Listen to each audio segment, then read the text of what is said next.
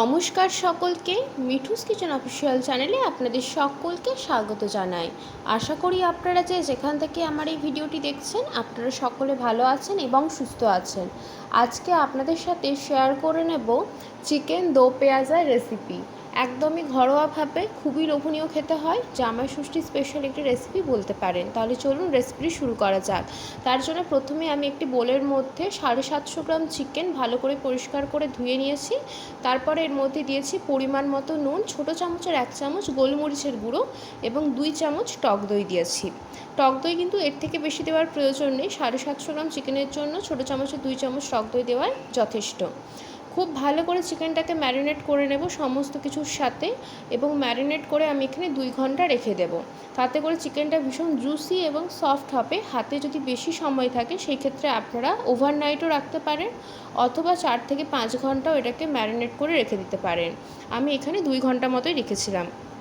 খুব সুন্দর করে কিন্তু মাখিয়ে নিয়েছি। আর চিকেন দো পেঁয়াজের জন্য কিন্তু চিকেনগুলো একটু বড় সাইজের পিস করে কাটবেন, এতে করে বেশ খেতে ভালো লাগে। ছোট ছোট পিস হলে কি খুব একটা ভালো হয় না, সেই জন্য একটু বড় সাইজের পিস করে কেটে নিয়েছি।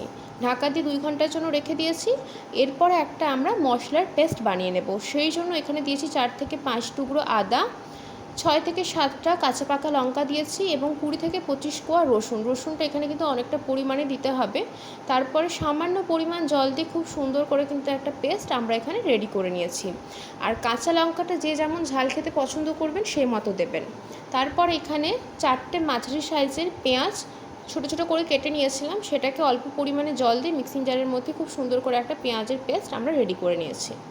পুরো রান্নাটাই আমি সাদা তেলে করছি, সেই কারণে কড়াইয়ের মধ্যে বেশ খানিকটা পরিমাণ সাদা তেল গরম করে নিয়েছি।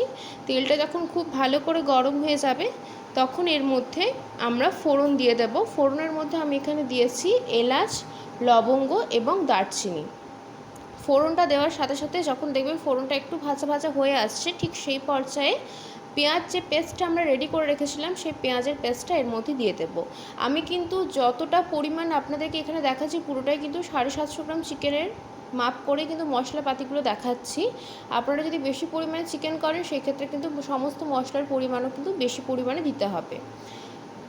পেঁয়াজটাকে খুব ভালো করে তেলের সাথে নাড়াচাড়া করে নেব, কারণ পেঁয়াজের একটা কাঁচা গন্ধ রয়েছে। আদা, পেঁয়াজ, রসুন তিনটেরই কিন্তু কাঁচা গন্ধ থাকে, সেই ক্ষেত্রে যাতে কাঁচা গন্ধটা চলে যায় ঠিক ততক্ষণ পর্যন্ত কিন্তু প্রায় 7 থেকে 8 মিনিট সময় নিয়ে পেঁয়াজটাকে একটু নাড়াচাড়া করে নিয়েছি, যাতে করে পেঁয়াজ পেস্টের যে কালারটা সেটাও চেঞ্জ হয়ে গিয়েছে। ঠিক সেই পর্যায়ে এর মধ্যে আমি আদা, রসুন, কাঁচা লঙ্কার যে পেস্টটা করে রেখেছিলাম সেই পেস্টটাও কিন্তু এর মধ্যে দিয়ে দিয়েছি।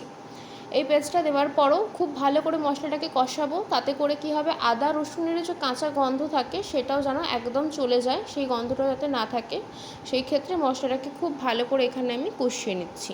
একটু সময় নিয়ে কষানোর চেষ্টা করবেন, 15 থেকে 20 মিনিট সময় নিয়ে একদম লো ফ্লেমে। যখন দেখবেন যে মশলা থেকে খুব সুন্দর একটা গন্ধ বেরিয়ে আসছে, কাঁচা গন্ধটা একদম চলে গিয়েছে, ঠিক সেই পর্যায়ে এর মধ্যে দিয়ে দিয়েছি পরিমাণ মতো নুন, সামান্য পরিমাণ দিয়েছি হলুদের গুঁড়ো, পরিমাণ মতো এর মধ্যে দিয়েছি ধনের গুঁড়ো এবং সামান্য পরিমাণ দিয়েছি এর মধ্যে গরম মশলার গুঁড়ো। এখানে আমি যেহেতু তেলের মধ্যে গরম মশলা ব্যবহার করেছি তাই গরম মশলার গুঁড়োটা একটু পরিমাণে কম দিয়েছি। তারপরে দিয়েছি 1 চামচ কাশ্মীরি লঙ্কার গুঁড়ো, শুধুমাত্র একটা সুন্দর কালার যাতে আসে সেই জন্য। গুঁড়ো মশলার সাথে সমস্তটা খুব ভালো করে কষিয়ে নেব, যাতে খুব সুন্দর একটা ফ্লেভার বেরিয়ে আসে, এবং কালারটাও দেখেই বুঝতে পারছেন কতটা লোভনীয় দেখতে হয়েছে, ভীষণ সুন্দর একটা কালার। এই ধরনের চিকেনের রেসিপি কিন্তু আপনারা ফ্রায়েড রাইস, পোলাওয়ের সাথে যেমন সার্ভ করতে পারবেন, তেমনই কিন্তু রুমালি রুটি, তন্দুরি রুটি, বাটার নান, গার্লিক বাটার নান সমস্ত কিছুর সাথে খুব ভালো যায়। মশলাটা যখন খুব ভালো করে কষানো হয়ে যাবে ঠিক সেই পর্যায়ে ম্যারিনেট করে রাখা চিকেনটা এর মধ্যে দিয়ে দেব। এবার হচ্ছে মেন কাজ, সময় নিয়ে লো টু মিডিয়াম ফ্লেমে চিকেনটাকে যত ভালো করে কষানো যাবে ততই কিন্তু টেস্ট বেশি ভালো আসবে। একদম লো ফ্লেমে রেখে গ্যাসের ফ্লেমটাকে খুব ভালো করে কষাতে হবে চিকেনটাকে। হাতে সময় নিয়ে যদি রান্না করেন, চিকেন অনেকেই বলেন রান্না করতে খুব একটা বেশি সময় লাগে না, সত্যিই সময় লাগে না, তাড়াতাড়ি সেদ্ধ হয়ে যায়। কিন্তু চিকেনও যদি খুব ভালো করে মাটনের মতো সময় নিয়ে দম কমিয়ে কষিয়ে কষিয়ে রান্না করা যায় তার টেস্ট কিন্তু অনবদ্য হয়।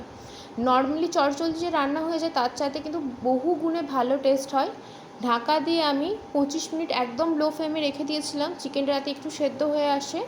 25 মিনিট পর ঢাকা খুলে আপনাদেরকে দেখিয়ে দিচ্ছি চিকেনটা কিন্তু অনেকটা পরিমাণে সেদ্ধ হয়ে গিয়েছে, প্রায় 50% মতো।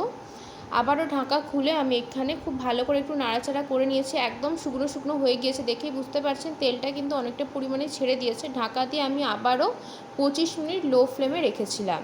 25 মিনিট পর দেখুন একদম শুকনো শুকনো হয়ে মশলা থেকে কিন্তু তেল ছেড়ে গিয়েছে, একটুও পরিমাণে কিন্তু জল নেই। যেহেতু আমরা প্রথমে কোনোভাবেই জলের ব্যবহার করিনি, শুধুমাত্র যেহেতু পেঁয়াজ, আদা, রসুন এই সমস্ত পেস্ট দিয়েছিলাম, তার জন্য জল জলে ভাবটা ছিল। ঠিক এই পর্যায়ে সামান্য পরিমাণ আমি এখানে নর্মাল টেম্পারেচারে থাকা জল দিয়েছি। যেহেতু এটা একদম সেমি গ্রেভি হবে, সেই জন্য জল বেশি পরিমাণে দেওয়ার দরকার নেই। আপনারা চাইলে এখানে ফুটন্ত গরম জলে ব্যবহার করতে পারেন। যেহেতু আমি একদম লো ফ্লেমে ঢাকা ঢাকা দিয়ে লো ফ্লেমে দম কমিয়ে এটাকে প্রায় 50 মিনিট মতো রান্না করে নিয়েছি, সেই জন্য এখানে আমি আর গরম জলটা দিলাম না। তাতে করে চিকেন বেশি সেদ্ধ হয়ে যাবে, এতে করে কিন্তু খেতে বেশি ভালো লাগবে না, সেই জন্য নর্মাল টেম্পারেচারে জলটা দিয়েছি। বেশি সময় নিয়ে যদি রান্না করতে না পারেন, সেই ক্ষেত্রে এখানে ফুটন্ত গরম জলটা ব্যবহার করতে পারেন। জল দেওয়ার পরে 15 মিনিট একদম লো টু মিডিয়াম ফ্লেমে রেখে চিকেনটাকে খুব ভালো করে ফুটিয়ে নিয়েছি। কালারটা দেখেই বুঝতে পারছেন অনবদ্য হয়েছে, দেখতে যত না লোভনীয় হয়েছে, খেতে কিন্তু ভীষণই লোভনীয় হয়েছিল। জামাই ষষ্ঠী কিছুদিন পরেই, বাড়িতে অবশ্যই করে একবার ট্রাই করে দেখতে পারেন, আশা করব আপনাদের ভীষণ ভালো লাগবে।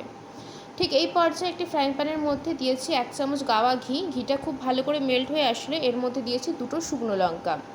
শুকনো লঙ্কাটা একটু ভালো করে ভাজা ভাজা হয়ে আসলে একটা মাঝারি সাইজের পেঁয়াজকে আমি ঠিক এইভাবে ডাইস করে কেটে নিয়েছি। পেঁয়াজটা দেওয়ার পরে কিন্তু খুব ভালো করে একটু নাড়াচাড়া করে পেঁয়াজটা যতক্ষণ না একটু কালারটা চেঞ্জ হয়ে একটু নরম হয়ে আসছে, মানে খুব বেশি যে কড়া করে ভাজতে হবে তেমনটা না, একটু নরম হয়ে আসলে ঠিক সেই পর্যায়ে কিন্তু পেঁয়াজটাকে আমরা চিকেনের মধ্যে দিয়ে দেব। চিকেন দো পেঁয়াজের এই স্টেপটা একদমই কিন্তু মাস্ট ফলো করতেই হবে, ভীষণ সুন্দর একটা ফ্লেভার আসে। মানে যারা চিকেনের গতানুগতিক রেসিপি খেয়ে খেয়ে একদম বোর হয়ে গিয়েছেন, তারা এইভাবে চিকেন দো পেঁয়াজা যদি বাড়িতে বানান, আঙুল চেটে ফুটে খেতে বাধ্য হবেন, এইটুকু গ্যারেন্টি আমি দিতে পারি। ঠিক এই পর্যায়ে অল্প পরিমাণ নুন দিয়েছি, যেহেতু চিকেনের মধ্যেও নুন রয়েছে, তাই পেঁয়াজটার মধ্যে একদম অল্প পরিমাণে নুন দিয়ে খুব ভালো করে নাড়াচাড়া করে নিয়েছি। পেঁয়াজটা কিন্তু ভাজা হয়ে গিয়েছে, এর থেকে কড়া করে ভাজবো না, নাহলে কিন্তু একদম নেতিয়ে যাবে। ঠিক এই পর্যায়ে চিকেনটা ফুটছে, ঠিক সেই মধ্যে আমি এর মধ্যে চিকেনটা দিয়ে দেবো, মানে পেঁয়াজটা যেটা ভাজা হয়েছে সেটা কিন্তু চিকেনের মধ্যে দিয়ে দেবো। দেওয়ার পরে খুব ভালো করে মিশিয়ে নেব। ভীষণ সুন্দর একটা গন্ধ বেরিয়েছিল, খেতে তো অনবদ্য হয়েছিল। বাড়িতে অবশ্যই করে একবার ট্রাই করে দেখতে পারেন। আজকের রেসিপি যদি আপনাদের ভালো লেগে থাকে, অবশ্যই করে আমার চ্যানেলটিকে সাবস্ক্রাইব করে দেবেন, লাইক শেয়ার কমেন্ট করতে ভুলবেন না। আর যদি এরকম নিত্য নতুন রেসিপি দেখতে চান, তাহলে অবশ্যই করে আমার চ্যানেলটিকে সাবস্ক্রাইব করে আমার চ্যানেলের পাশে থাকার অনুরোধ রইল। দেখুন কতটা লোভনীয় হয়েছে দেখতে। আমি কিন্তু এখানে বাসন্তী পোলাওয়ের সাথে সার্ভ করেছিলাম। আপনারা রুমালি রুটি, তান্দুরি রুটি, নর্মাল যে কোনো রুটি পরোটার সাথেও সার্ভ করতে পারেন, ভীষণ লোভনীয় খেতে হয়। চিকেন কিন্তু একদম রেডি হয়ে গিয়েছে। ঠিক এই পর্যায়ে আমি এখানে একটি পাত্রের মধ্যে সার্ভ করে দিচ্ছি। ভীষণই লোভনীয় খেতে হয়। বাড়িতে থাকা নর্মাল কিছু মশলা দিয়েও কিন্তু এত লোভনীয় স্বাদের চিকেন দো পেঁয়াজা বানানো যায়, না বানালে কিন্তু বিশ্বাস করবেন না। অবশ্যই করে একটা ট্রাই করে দেখার অনুরোধ রইল। যারা চিকেন প্রেমী রয়েছেন তাদের তো ভীষণ ভালো লাগবেই, আর যারা চিকেনটা খুব একটা বেশি পছন্দ করে না, মাঝে মধ্যে খান, তাদেরও কিন্তু ভীষণ ভালো লাগবে, এইটুকু গ্যারেন্টি আমি দিতে পারি। খুব সুন্দরভাবে কিন্তু আমি এখানে সার্ভ করে দিচ্ছি। রেসিপি কেমন লাগলো অবশ্যই কমেন্ট করে জানাতে পারেন। যদি ভালো লেগে থাকে তাহলে নিশ্চয়ই করে আমার চ্যানেলটিকে কিন্তু সাবস্ক্রাইব করে দেবেন।